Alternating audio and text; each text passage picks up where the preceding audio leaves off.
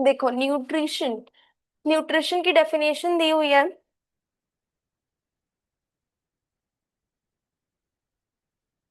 Nutrition is the process by which animals obtain and utilise food for energy, growth and repair. Nutrition एक ऐसा process है जिसमें animals food को utilise करते हैं।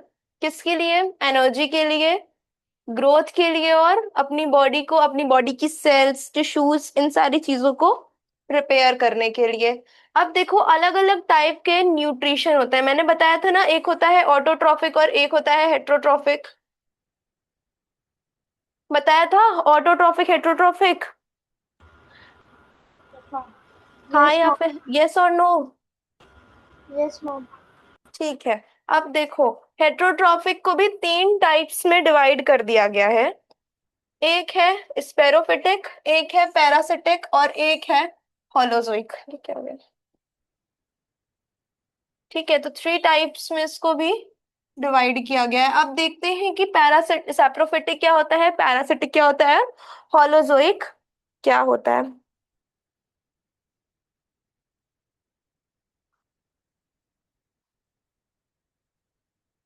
देखो, हेट्रोट्रोफिक, सबसे पहले देखते हैं कि हेट्रोट्रोफिक न्यूट्रिशन क्या होता है। Heterotrophic nutrition is the mode of nutrition in which animals can make their own food and depend on other animals. Sorry. Heterotrophic nutrition is the mode of nutrition in which an organisms cannot make their own food. जो organisms होते हैं heterotrophic nutrition में, वो अपना खाना खुद से नहीं बना पाते हैं।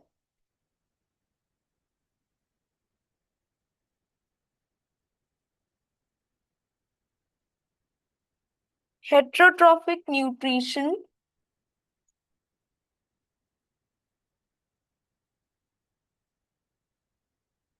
is the mode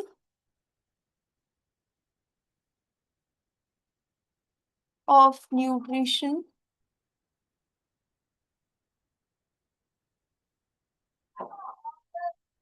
in which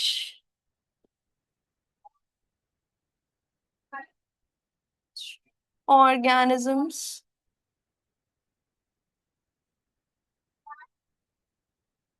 cannot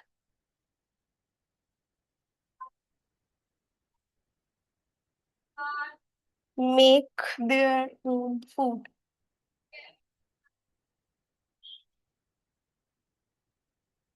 ठीक। Heterotrophic nutrition is the mode of nutrition. Heterotrophic एक ऐसा मोड है न्यूट्रिशन का, एक ऐसा टाइप है न्यूट्रिशन का, जहां पे ऑर्गेनिजम्स अपना खाना खुद से नहीं बना पाते हैं। ऑटोट्रॉपिक में वो ऑर्गेनिजम्स अपना खाना खुद से बनाते हैं। ठीक है। उसके बाद अपना and they depend on other organisms for food. Heterotrophic nutrition में वो दूसरे ऑर्गेनिजम्स पे अपने खाने के लिए डिपेंड रहते हैं। अब देखो, saprophytic nutrition, parasitic and holozoic, इसमें तीन, हेट्रोट्रॉफिक को तीन टाइप्स में डिवाइड किया है। ये इसके टाइप्स हैं। ठीक है। हेट्रोट्रॉफिक को थ्री टाइप्स में डिवाइड किया गया है: saprophytic nutrition, parasitic nutrition and holozoic nutrition. Saprophytic से क्या समझते हो? सैप्रोफिटिक वो न्यूट्रिशन है, इसमें वो एनिमल्स आते हैं जो डेड प्लांट्स पे, डेड डीकेइंग एनिमल्स की बॉडी पे सर्वाइव करते हैं। मतलब जैसे मशरूम है, ईस्ट है, ये कैसा न्यूट्रिशन शो करते हैं? जो अपना सर्वाइवल किस पे करते हैं? डेड प्लांट्स, जो मरे हुए प्लांट्स हैं उस पे, डेड डीकेइंग एनिमल बॉडी से, मतलब जो डेड एनिमल्स हैं उन पे। ठीक। Next is parasitic nutrition, feeds on another living organisms. जो दूसरे लिविंग ऑर्गेनिजम्स पे फीड करते हैं उनको हम लोग पैरासिटिक न्यूट्रिशन, वो होते हैं पैरासिटिक न्यूट्रिशन। मतलब वो एनिमल्स जो दूसरे एनिमल्स के ऊपर फीड, जैसे लाइस। ठीक है, लाइस, ये लाइस है, इसको बोलते हैं हिंदी में जुएं। ये जब किसी को हो जाती हैं तो उसके बालों में होती हैं। मतलब वो होस्ट के बॉडी पे रह करके अपना खाना खा रही है। क्या करती है? हमारा खून, हमारा ब्लड सक करती है, खून पीती है ये हमारा। लाइस क्या करती है, कैसे सर्वाइवल करती है? सक करती है हमारा ब्लड, खून पीती है हमारा। ठीक है, तो मतलब वो होस्ट की बॉडी पे सरवाइव कर रही है और वो खाना भी हमसे ले रही है। तो feed on another living organism, ये ऐसे ऑर्गेनिजम्स होते हैं, टेपवर्म, लीच, ये दूसरे एनिमल्स पे ही फीड कर, दूसरे लिविंग ऑर्गेनिजम्स पे ही फीड करते हैं। अब हम लिविंग ऑर्गेनिजम्स में, लीच हमको हो जाएगी तो मेरा ही ब्लड सक करेगी, तो ये मुझ पे फीड कर रही है, मेरा ही खून पी रही है ये। ठीक है। होलोजोइक न्यूट्रिशन, ये इसमें ऐसे ऑर्गेनिजम्स आते हैं जो ऑर्गेनिक मटेरियल्स लेते हैं, इंजेक्शन ऑर्गेनिक फूड मटेरियल्स। ठीक है, समझ में आया इतना? Yes, ma'am. प्रसन्न, समझ में आ रहा है? प्रसन्न, Yes, ma'am. तुमको सेल क्लियर हुआ? तुमने सेल पढ़ा था? Yes, ma'am. ठीक है। हॉलोजोइक न्यूट्रिशन एक ऐसा मोड है न्यूट्रिशन का जिसमें ऑर्गेनिज्म सॉलिड या लिक्विड लेते हैं, उसको डाइजेस्ट करते हैं, वो न्यूट्रिशन उनकी बॉडी में अब्जॉर्ब होता है और जो अनडाइजेस्टेड होता है, जो वेस्ट होता है, वो बाहर हो जाता है। तो holozoic nutrition is the mode of nutrition in which an organism take solid और liquid food, digest it inside the body, absorb the nutrition and removes the undigested waste। ठीक है।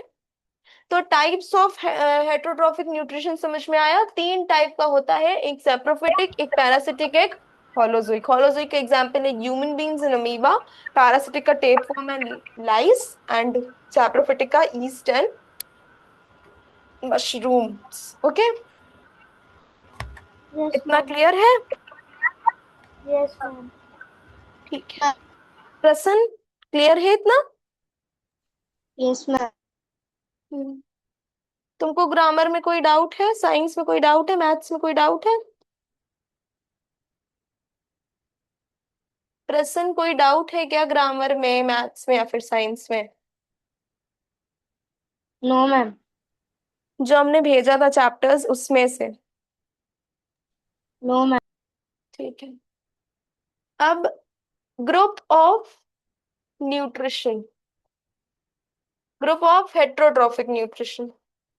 हेट्रोट्रॉफिक न्यूट्रिशन के भी ग्रुप्स हैं, bacteria, fungi and animal. Bacteria and fungi are either saprophytic, ये saprophytic होते हैं, ये दोनों ही, बैक्टीरिया और फंगाई दोनों सैप्रोफिटिक न्यूट्रिशन में आते हैं। ठीक है, मतलब ये दूसरे और डेड एंड डीकेइंग एनिमल्स पे फीड करते हैं। ये डेड होना चाहिए, डीइंग लिखा हुआ है, दिस इज डेड। ठीक है। Parasites survive on other organisms and procure food from other animals. तो पैरासाइट्स हमने पढ़ा दिया ना, पैरासिटिक न्यूट्रिशन। फिर एनिमल्स, एनिमल्स हार्बिवोरस भी हो सकते हैं, मतलब जो सिर्फ ग्रीन प्लांट्स पे फीड करे, कार्निवोरस जो सिर्फ मीट खाए, नॉन वेज खाए, एंड ओमनीवोरस जो प्लांट्स एंड एनिमल्स दोनों लेते हैं। तो ये है ग्रुप्स ऑफ हेट्रोट्रॉफिक न्यूट्रिशन।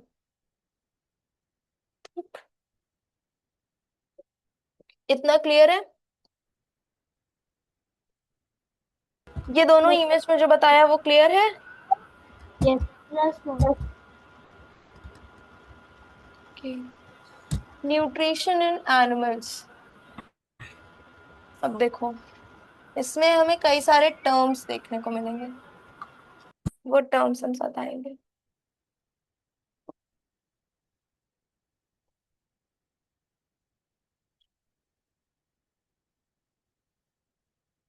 ये हमने फर्स्ट इसकी लाइन बता दी है, मतलब इसकी डेफिनेशन ये है, nutrition is the process by which animals obtain and utilise food for energy. Animals क्या करते हैं, न्यूट्रिशन का प्रोसेस क्यों करते हैं, सॉरी, एनिमल न्यूट्रिशन एक ऐसा प्रोसेस है जो एनिमल्स में होता है जिसमें फूड ये लोग यूटिलाइज करते हैं, फूड का यूज करते हैं, किस लिए?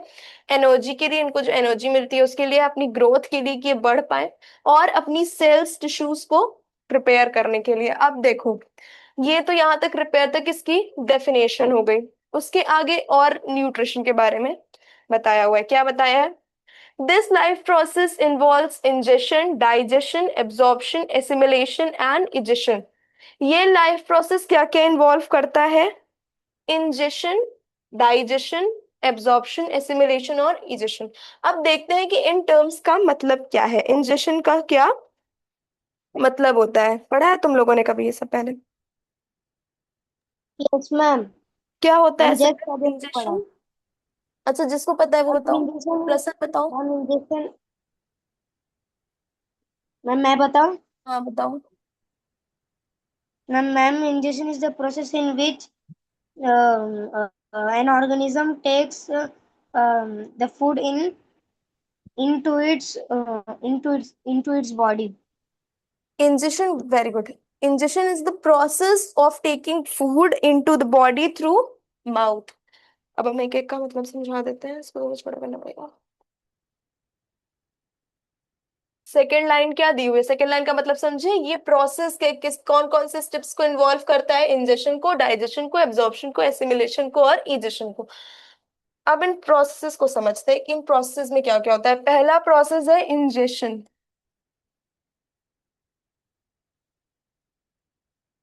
इसमें क्या हो रहा है?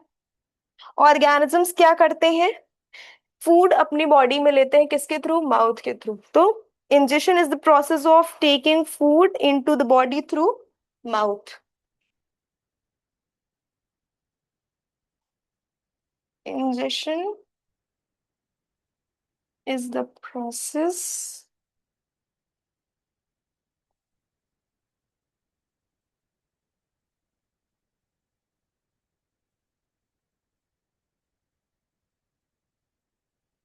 of taking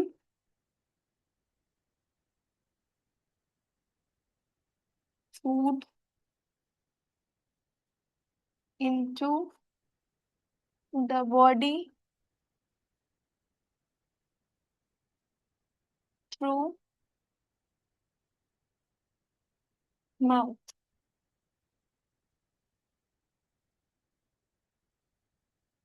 ठीक है। इंजेशन ये पहला जो हमारा प्रोसेस था, जो पहला स्टेप था, उसका क्या मतलब है? जिसमें हम फूड लेते हैं, किसके थ्रू? माउथ के थ्रू, मतलब खाना खाते हैं सिर्फ, इसमें ये प्रोसेस है। इंजेशन का मतलब है खाने को मुंह के थ्रू शरीर के अंदर लेना। समझ में आया? इंजेशन का फर्स्ट स्टेप का मतलब समझ में आया? Yes. Yes. उसके बाद आता है डाइजेशन।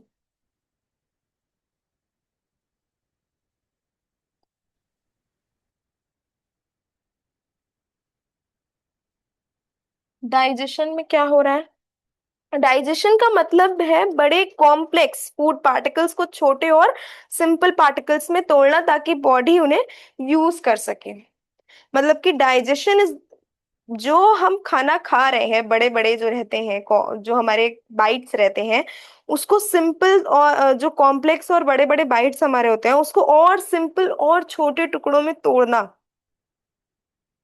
और जिससे हमारी बॉडी उन्हें यूज कर सके। Digestion is the process of breaking down complex food into simpler substances that can absorb by our body. देखो, जितना ज्यादा चीजें सिंपल रहेंगी, उतना अच्छे से हमारी बॉडी उसको एब्जॉर्ब कर पाएगी। तो ये प्रोसेस है, जो हम बड़े बड़े फूड, कॉम्प्लेक्स फूड पार्टिकल्स लेते हैं, उसको छोटे सिंपलर सब्सटेंसेस में ब्रेक डाउन करने का, और उससे जो उसके न्यूट्रिशंस है वो हमारी बॉडी उसमें अब्जॉर्ब कर लेती है।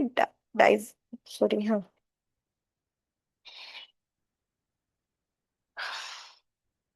डाइजेशन में सिर्फ ब्रेक डाउन हो रहा है, एब्जॉर्प्शन नेक्स्ट प्रोसेस है।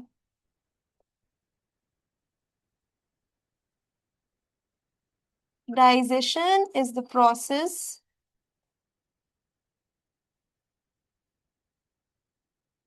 Of breaking down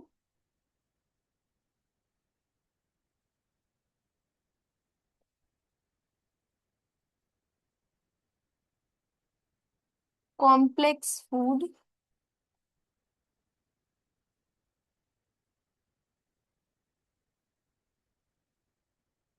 into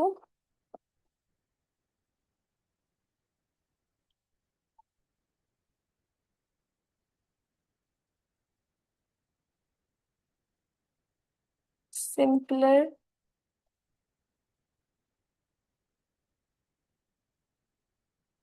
substances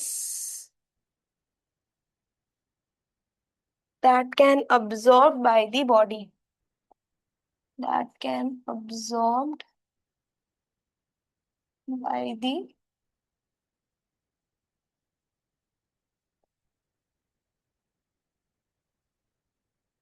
समझ में आया? Digestion first step, Yes. Second step in nutrition का। ये दोनों स्टेप Yes, क्लियर है? ma'am. Yes, ma'am.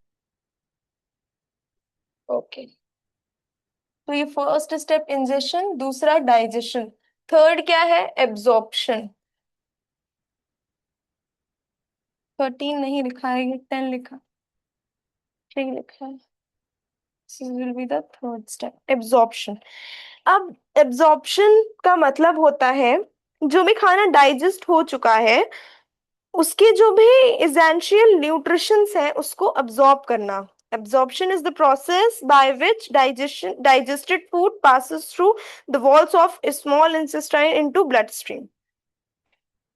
मतलब कि जो भी हमने खाना खाया है उसके जो भी एसेंशियल न्यूट्रिशंस हैं उसको स्मॉल इंटेस्टाइन से पास कराना ताकि वो हमारे ब्लड में मिल सके और वो अब्जॉर्ब हो जाए। मतलब हमारे पहले तो अब्जॉर्ब हो जाएगा स्मॉल इंटेस्टाइन में और फिर वो जो एसेंशियल न्यूट्रिशंस है वो हमारे ब्लड में मिल जाएंगे। ठीक। Yes. Yes. Third step absorption, this is first, this is second, and now this is third, absorption।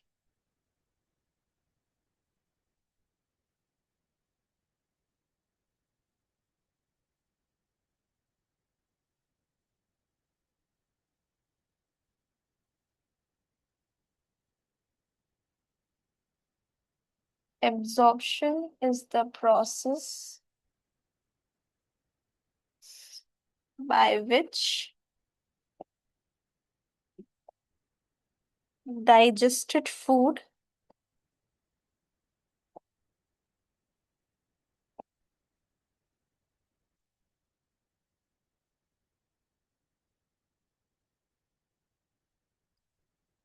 passes through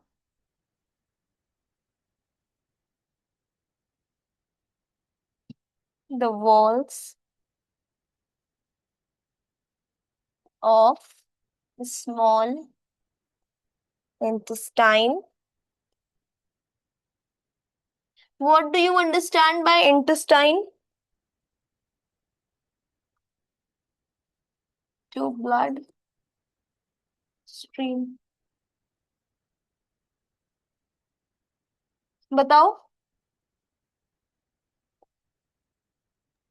Ma'am, small intestine is a narrow tube which is अरे मुझे intestine का मतलब बताओ, स्मॉल इंटेस्टाइन बाद बता रहा, पहले ये तो बताओ इंटेस्टाइन होता क्या है?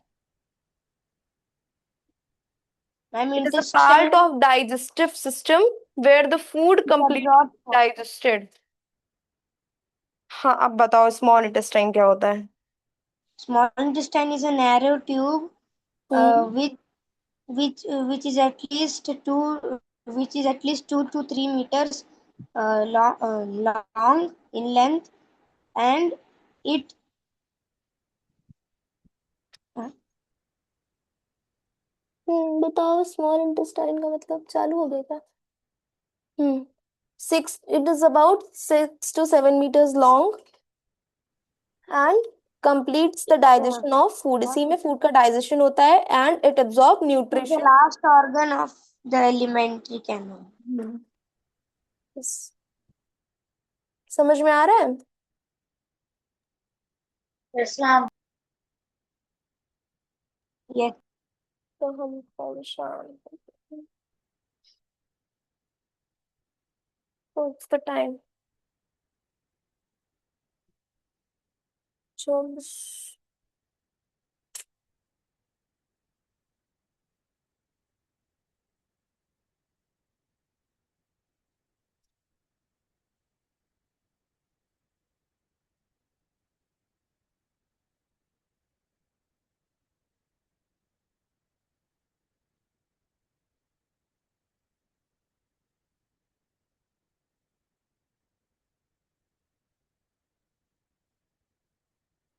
हम्म। एब्जॉर्प्शन तक समझ में आया? Yes, ma'am. Yes, ma'am. Okay. हाँ। Yes, ma'am. Okay. Next is what? assimilation. Assimilation is the process by which nutrients are absorbed and are used by body cells for growth, repair and energy. Assimilation में क्या होता है? Blood में nutrients absorb होते हैं। Ma'am, hmm. ma'am, the nutrients are absorbed by finger-like projections present in the intestine and it हाँ, लेकिन फिर वो जो डाइजेस्टेड फूड था वो ब्लड में गया स्मॉल इंटेस्टाइन से, ब्लड भी तो उसको अब्जॉर्ब करेगा। वो तो yes, ठीक है, इंटेस्टाइन में तुम सही बता रहे हो। ma'am, it is called villi. Villi. VILLI, villi नहीं, विलाय होता है वो।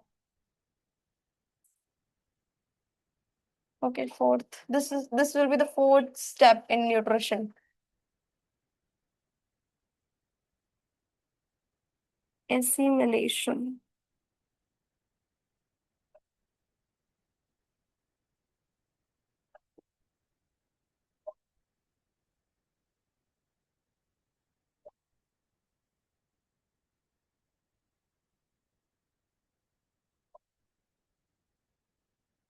Assimilation is the process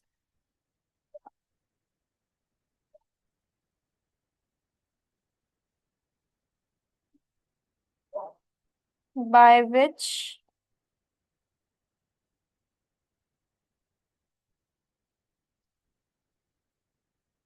absorbed nutrients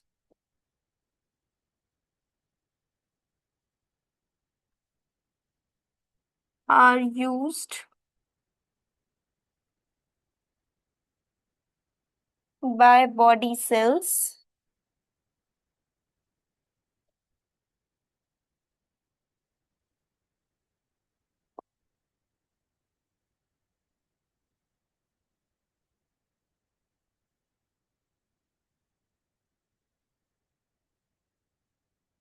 ठीक है। Assimilation is the process by which absorbed nutrients are used by body cells. जो भी हमारे absorbed nutrients होते हैं वो कौन यूज करता है? बॉडी की सेल्स यूज करती हैं ग्रोथ के लिए, सेल्स को रिपेयर करने के लिए और एनर्जी के लिए। फोर्थ स्टेप समझ में आया? Yes, yes. Then last step is addition. This will be the fifth step.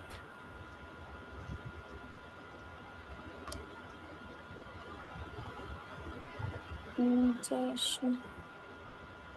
Digestion is the process of removing undigested and unabsorbed waste, unabsorbed food from our body. मतलब जो खाना बचा रहे वेस्ट है उसको हमारे बॉडी से रिमूव करने को हम लोग digestion बोलते हैं। This will be the fifth step and the last step. Digestion,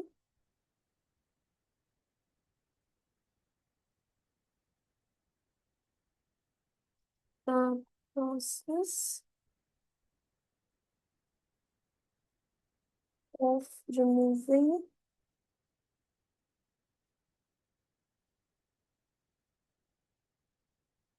undigested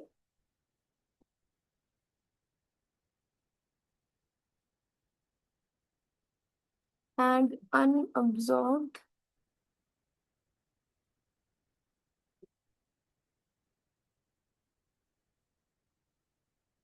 food from body.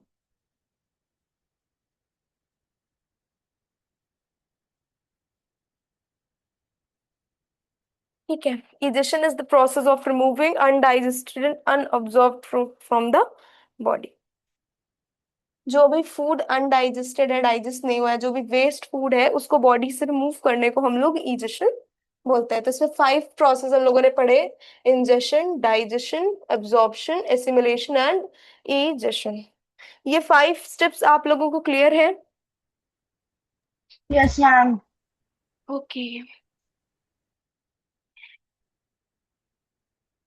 Then what is the next line? Animals are heterotrophs, meaning they depend on other organisms for their nutritional need. Animals heterotrophs होते हैं, हमने बताया था ना heterotrophs का मतलब. Heterotrophs are the animals that cannot make their own food and they depend on other organisms for their food. मतलब कि ये दूसरे ऑर्गेनिजम्स पे डिपेंड करते हैं अपनी न्यूट्रिशनल नीड्स के लिए. आप सोचो हम लोग किस पे डिपेंड है? हम लोग प्लांट्स पे डिपेंड है अपने खाने के लिए. प्लांट्स पे, एनिमल्स पे, दूसरे ऑर्गेनिजम्स पे हम लोग डिपेंड है. ठीक है, तो we are heterotrophs. We depend on plants and animals. We depend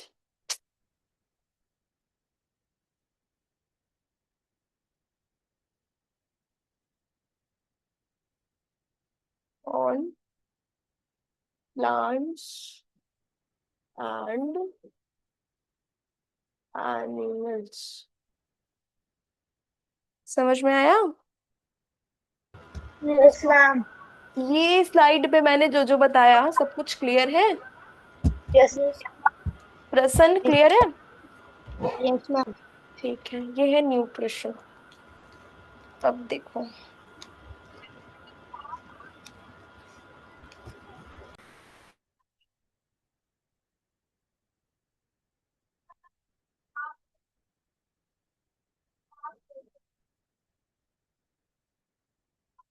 question clear है? दिख रहा है? विजिबल है? Yes ma'am. Yes. Which of the following describes the process of taking in food into body? कौन सा प्रोसेस डिस्क्राइब करता है कि इंजेक्शन. जब हम लोग खाने को लेते हैं? कौन सा injection. Process? Ingestion. Injection. Good. Which term describes animals that really on other organisms? Heterotroph. Heterotrophs. Oxygen. ठीक.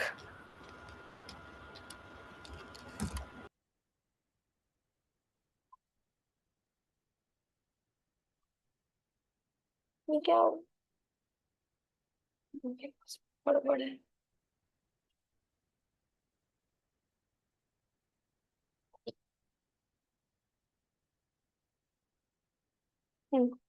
Respiration in animals. प्लांट्स में रेस्पिरेशन पढ़ा था, कौन कर रहा था? Mitochondria. Yes. Yes ma'am. Respiration is the biological process where animals exchange gases to release energy from food. ये एक बायोलॉजिकल प्रोसेस है जिसमें एनिमल्स क्या करते हैं? गैसियस एक्सचेंज करते हैं. मतलब take CO2, animals take CO2 and release carbon dioxide. Take, oh sorry, take O2. Animals take O2. यार यहाँ जगह ही नहीं रहती.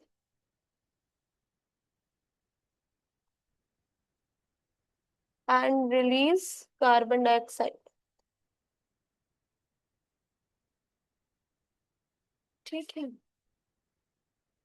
रेस्पिरेशन एक बायोलॉजिकल प्रोसेस है जिसमें एनिमल्स क्या करते हैं? गैसियस एक्सचेंज करते हैं. वो O2 लेते हैं, ऑक्सीजन लेते हैं और कार्बन डाइऑक्साइड रिलीज करते हैं to to release energy from food. अब ये रेस्पिरेशन करते हैं, उसी से फूड से एनर्जी रिलीज होती है. During this process oxygen is taken to break down glucose. Oxygen लेते हैं ताकि हम ग्लूकोज को और ब्रेक डाउन कर पाए जिससे हमें एनर्जी मिले. डायरेक्ट तो हम ले लेंगे तो हमें एनर्जी थोड़ी मिलेगी, उसको ब्रेक डाउन करना पड़ेगा. तो ग्लूकोज ब्रेक डाउन होता है जिससे हमें एनर्जी मिलती है और कार्बन डाइऑक्साइड रिलीज होता है as a by product. Different animals use various organs like lungs, gills, or skin to facilitate the gaseous exchange. अलग अलग organisms हैं, वो अलग अलग organs का यूज करते हैं. देखो दिया हुआ है.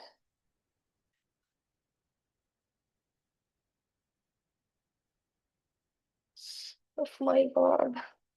इसमें भी रेस्पिरेशन के बारे में लिखा हुआ है, और यहाँ पे डायग्राम से भी बताया हुआ है कि कैसे ये प्रोसेस हो रहा है। देखो, respiration is the exchange of gases, एक सेकेंड, हाँ, respiration is the exchange of life sustaining gases such as oxygen between an animal into and its environment.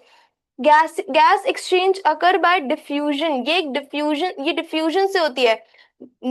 Moving necessary gas like oxygen into animals and taking away waste gases like carbon dioxide. जो important, जो necessary gas है वो कौन सी है? Oxygen है। और बाहर कौन सी जाती है? वेस्ट गैस कौन सी है? Carbon dioxide. Performed by special respiratory modes which differ from species to species. अब देखो, इसमें ह्यूमंस का दिया हुआ है। जब डायाफ्राम ऊपर जाएगा, इसको हम, ये जगह है ना, इसको डायाफ्राम बोलते हैं। जब वो ऊपर जाता है तो हम ऑक्सीजन लेते हैं, जब वो नीचे जाता है तो हम रिलीज करते हैं। ये एक्सहेल, यहाँ एक्सहेल हो रहा है, और यहाँ, सॉरी, यहाँ इनहेल हो रहा है। Wait. जहां पे डायाफ्राम ऊपर जा रहा है वहां ब्रीदिंग इन हो रही है, तो वहां इनहेल कर रहे हैं ह्यूमंस, इनहेल होता है। हाँ, जहां पे डायफ्राम नीचे जा रहा है वहां एक्सहेल, ब्रीदिंग आउट। ठीक है, ब्रीदिंग आउट प्रोसेस को हम लोग क्या कहते हैं? एक्सहेल। और इन करने को इनहेल। ठीक है, समझ आया? Yes, ma'am. Yes, ma'am. ये इमेज क्लियर हुई इतनी? Yes, ma'am. ठीक है, रेस्पिरेशन में कोई डाउट? अब देखो, अलग अलग ऑर्गेनिजम्स हैं, वो अलग अलग ऑर्गन से रेस्पायर करते हैं। Amoeba, respiration in animals, picture दिख रही है? Yes, ma'am. जो लिखा है वो दिख रहा है? Yes, ma'am. पिक्चर कहाँ गई? अरे, I am very confuse. Okay, sorry. Okay, first is amoeba. Amoeba में कैसे हो रहा है? अमीबा का पूरा स्ट्रक्चर हमें यहाँ पे दिया हुआ है, और उसको लेबल भी किया है, मतलब यहाँ से ये ऑक्सीजन ले रहा है। पूरा स्ट्रक्चर ही दिया हुआ है। ये अमीबा का न्यूक्लियस है।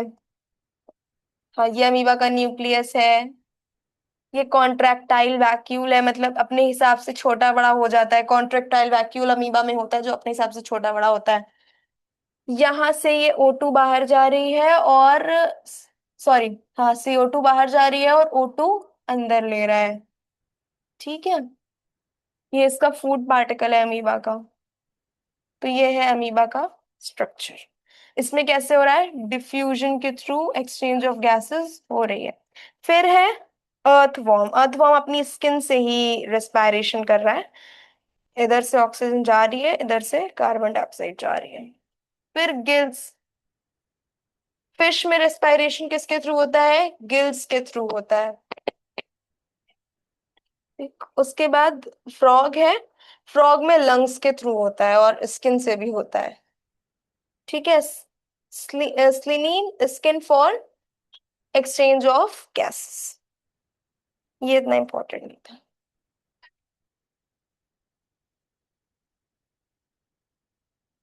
इतना समझ में आ गया रेस्पिरेशन तक? Yes, ma'am. Okay,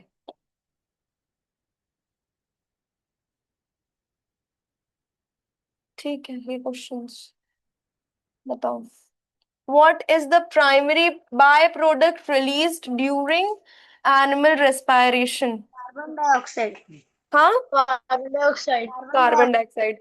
Which Carbon organ do fish primarily use for respiration? dioxide. Gills. Gills. Gills. Good.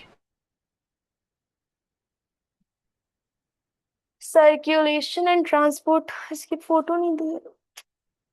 एक मिनट।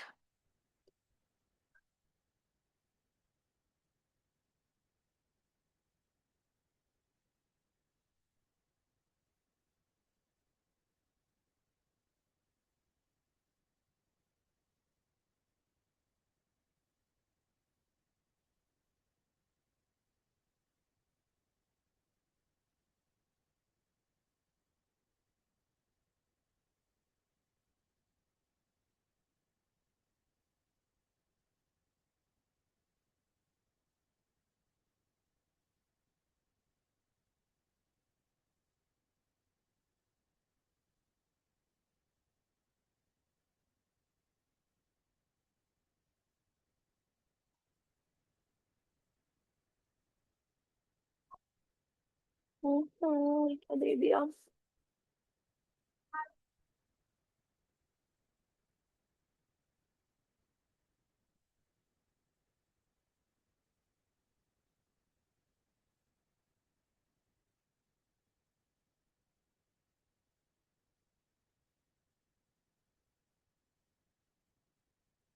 चलो पढ़ा देते हैं, फिर बाद में देखेंगे।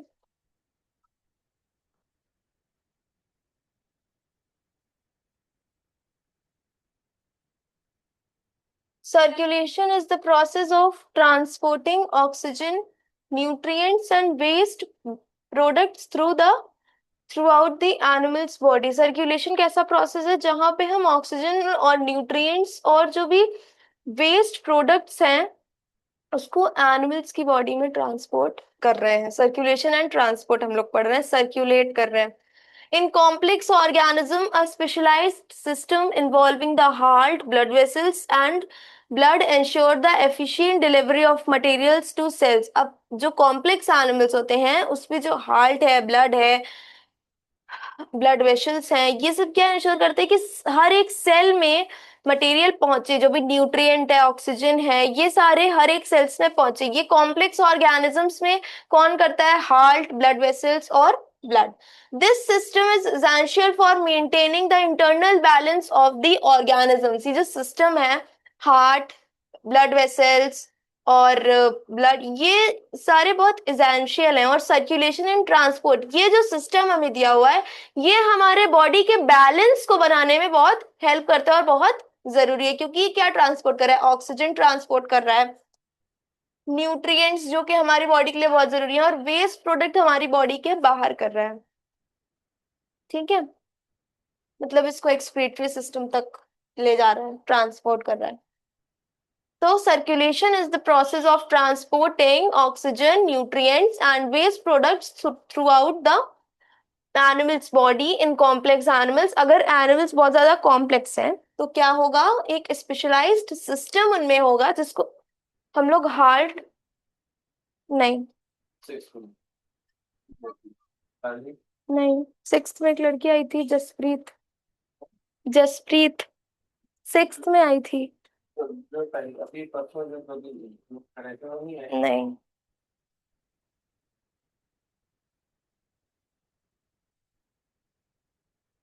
तो क्या क्या है इसमें? हार्ट, ब्लड वेसल्स, जो कि हमारी बॉडी के जो क्या बोल रहे थे हम, जो ऑक्सीजन है, न्यूट्रिएंट्स हैं, इन लोगों को ट्रांसपोर्ट करते हैं और हमारी बॉडी के इंटरनल बैलेंस को मेंटेन करते हैं। ठीक है। Yes, ma'am. Yes, ma'am. Circulation और ट्रांसपोर्टेशन समझ में आया? Yes, ma'am. Which component of circulatory system act as a pump? Heart. Heart. Heart. What is the main function of the circulatory system? Transport of substances. अरे क्या है,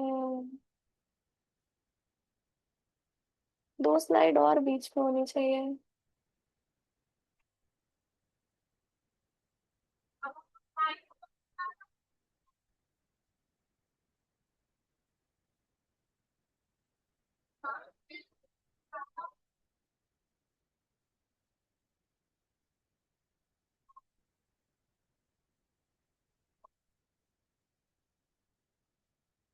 excretion,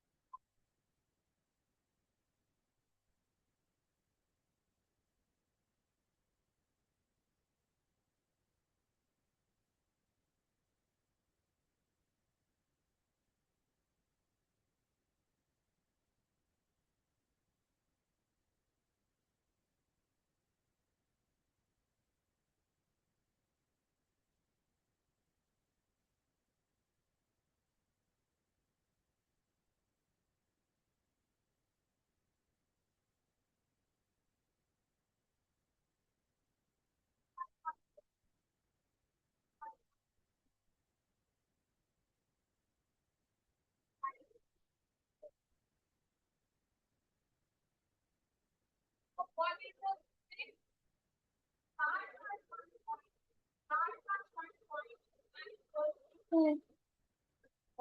अब next process है excretion. Excretion एक biological process है जिसमें जो भी मेटाबॉलिक वेस्ट रहता है, जैसे कि कार्बन डाइऑक्साइड है, ये सब जो वेस्ट रहता है ये हमारी बॉडी से एलिमिनेट हो जाता है, रिमूव हो जाता है। तो एक्सक्रीशन हमें जो भी हमारी बॉडी का वेस्ट रहेगा वो हमारी बॉडी से रिमूव हो जाएगा। जो भी केमिकल एक्टिविटीज हुई होंगी हमारी बॉडी में, जैसे कि रेस्पिरेशन, ये केमिकल रिएक्शन है हमारी बॉडी का, तो इसमें जो बाई प्रोडक्ट बना ये, और भी जो भी डाइजेशन में जो भी वेस्ट होगा, वो सारी चीजें हमारी बॉडी से एलिमिनेट हो जाती है, मींस रिमूव हो जाती हैं। These waste are toxic if allowed to eliminate and must be remove to maintain homeostasis और की एक्सक्रीटरी प्रोडक्ट्स इन ह्यूमंस। देखो अगर ये हमारी बॉडी में रहेंगे, अगर हम ये अलाउ, अगर हमारी बॉडी में बहुत टाइम तक ये टॉक्सिन्स रहे, जैसे कार्बन डाइऑक्साइड है और भी जो बाई प्रोडक्ट्स हैं, वो अगर हमारी बॉडी में रहे तो ये हमारी बॉडी के लिए सही नहीं होगा, क्योंकि ये टॉक्सिक सब्सटेंसेस है, मतलब वो सब्सटेंसेस जो हमारी बॉडी के लिए नहीं सही है, including carbon dioxide, urea and excess of salt. अब ये वेस्ट में क्या क्या हम इंक्लूड कर रहे हैं, मतलब क्या क्या आते हैं? कार्बन डाइऑक्साइड जो कि रेस्पिरेशन का बायो प्रोडक्ट है, urea removal of waste water and excessive salt. ठीक। Yes, ma'am. अब एक्सक्रीशन दूसरे ऑर्गेनिजम्स में हो रहा है। Excretion is not limited to, सिर्फ जो भी ऑर्गेनिज्म है, जो भी लिविंग ऑर्गेनिजम्स है, सब में एक्सक्रीशन होता है। ये सिर्फ ह्यूमन बींग्स तक ही लिमिटेड नहीं है। जितने भी लिविंग ऑर्गेनिजम्स हैं उनको अपना वेस्ट रिमूव करना है। जस्ट लाइक बहुत अगर सिंपल एनिमल है, बहुत सिंपल ऑर्गेनिज्म है, जैसे कि अमीबा हो गया, तो वो भी अपना वेस्ट एक्सक्रीट करता है अपनी सेल के थ्रू, अपनी सेल मेम्ब्रेन के थ्रू, और उसके प्रोसेस का नाम क्या है? डिफ्यूजन। अभी रेस्पिरेशन भी इसी प्रोसेस से हो रही थी, एक्सक्रीशन भी इसी प्रोसेस से होगा, डिफ्यूजन के थ्रू। Insects use specialised structures, insects specialised structures use करते हैं एक्सक्रीशन के लिए, while plants excrete through stomata in the form of oxygen and water vapor। Plants कैसे एक्सक्रीट करते हैं अपना वेस्ट? स्टोमेटा से, किस फॉर्म में? ऑक्सीजन और वाटर वेपर की फॉर्म में।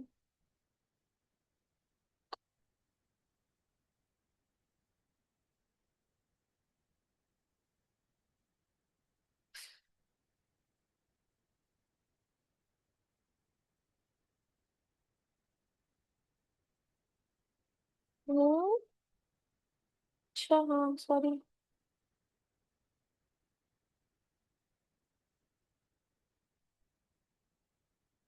देन, अच्छा, लाइफ प्रोसेस, जो मेन लाइफ प्रोसेस थे, nutrition, respiration, transportation and excretion, ये हो चुके हैं। इतना समझ में आया?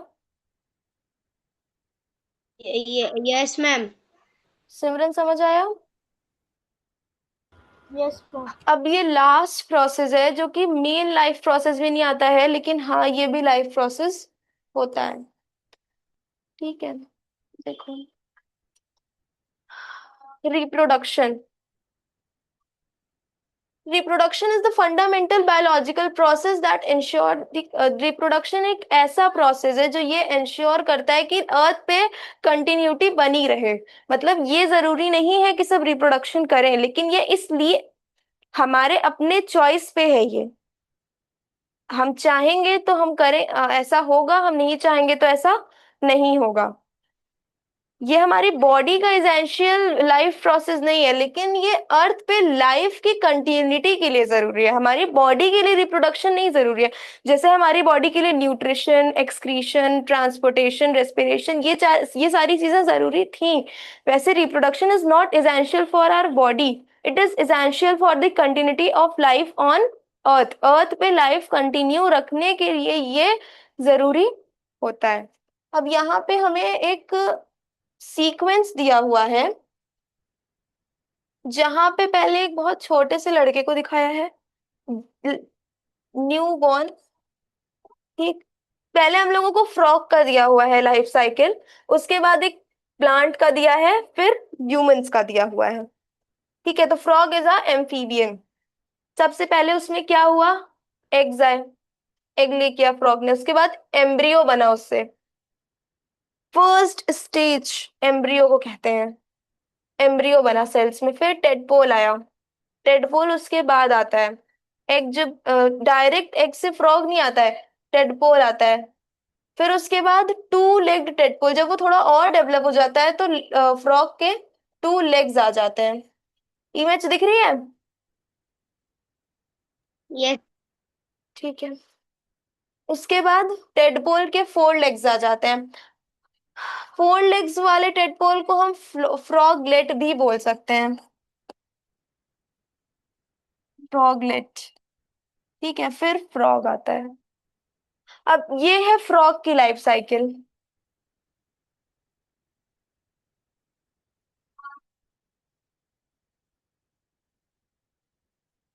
This is a life cycle for frog. फिर है ये प्लांट की लाइफ, ट्री की, फ्रूट की लाइफ साइकिल, सॉरी। कैसे आया? फ्लावर आया पहले, फिर फ्रूट आया, फिर सीड्स आए फ्रूट से, फिर सीड ने स्प्राउट किया, जर्मिनेट किया, फिर एक पूरा पौधा बन गया।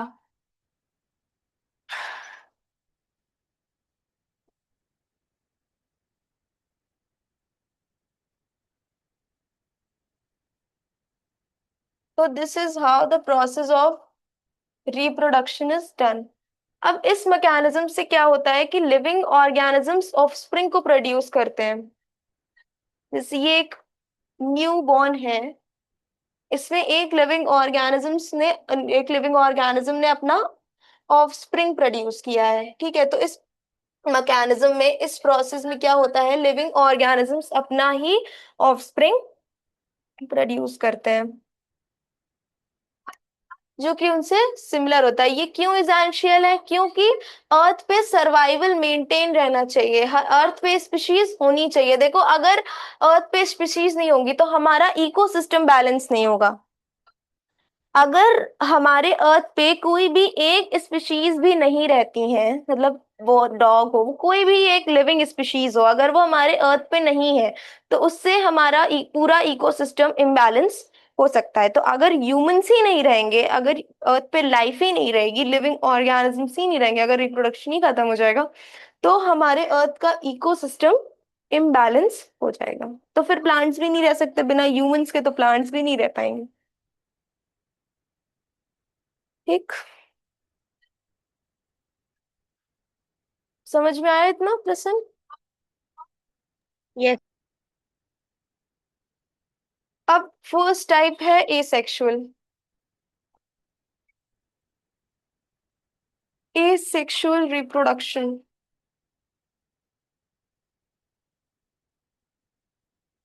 East, this is the example of yeast. Wait,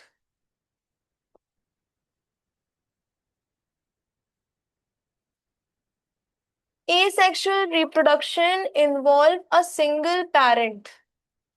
अब देखो, सेक्सुअल में दो पेरेंट की जरूरत होती है, लेकिन एसेक्सुअल में सिंगल पेरेंट की जरूरत होती है, एक ही पेरेंट लगता है। Asexual reproduction involve single parent, जिसमें कि ऑफस्प्रिंग प्रोड्यूस होती है बिना गैमीट के फ्यूजन के। इसमें जो उनकी ऑफस्प्रिंग होती हैं वो एकदम आइडेंटिकल होती हैं, पेरेंट्स की बिल्कुल क्लोन कॉपी होती है, मतलब कार्बन कॉपी होती है। जैसे कि यहाँ ईस्ट का एसेक्सुअल रिप्रोडक्शन दिया हुआ है, उस प्रोसेस को हम लोग बडिंग बोलते हैं। मतलब दिया हुआ है, एक सेल से ही दूसरी सेल्स आ जा रही हैं। ठीक है, तो इसमें क्या है, ये दोनों सेल्स में कोई डिफरेंस है?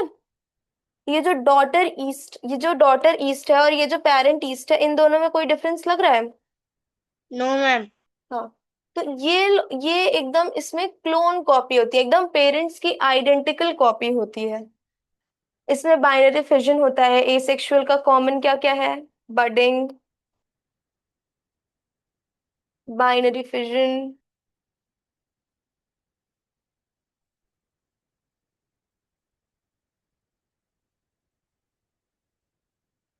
फ्रिगमेंटेशन। ठीक है, उधर फ्रिगमेंटेशन दिया हुआ है। इसमें क्या है, एक सेल जो प्लानेरिया, प्लानेरिया में क्या होता है, फ्रिगमेंटेशन होता है। यहाँ प्लानेरिया को अगर हम थ्री पार्ट्स में कट करते हैं तो वो 3 अलग अलग ऑर्गेनिजम्स का प्रोडक्शन हो जाएगा, मतलब 3। अब ये जो पेरेंट प्लानेरिया है और ये जो डॉटर प्लानेरिया है, इसमें कोई डिफरेंस नहीं है, ये एकदम क्लोन कॉपी है। Clone copy. ये पेरेंट प्लानेरिया की तीनों एकदम क्लोन कॉपी है, आइडेंटिकल है, बिल्कुल कार्बन कॉपी होती है इसमें। ये ज्यादातर किसमें ऑब्जर्व किया जाता है? यूनिसेल्युलर ऑर्गेनिजम्स या फिर कुछ प्लांट्स में भी ये सेक्सुअल रिप्रोडक्शन देखा जाता है, ठीक है। Yes, ma'am.